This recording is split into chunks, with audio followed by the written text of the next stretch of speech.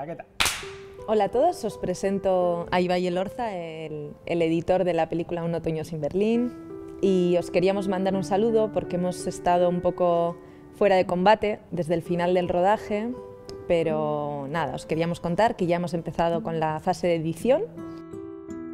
Tenemos unas imágenes muy bonitas gracias a los actores y a todo el equipo técnico que trabajó súper bien, que está quedando una película muy bonita y que esperamos que os guste mucho cuando la acabemos. Puede parecer desde fuera que ahora no está pasando nada en el proceso, pero os garantizamos que estamos trabajando muy duro y saldremos del agujero con una buena película.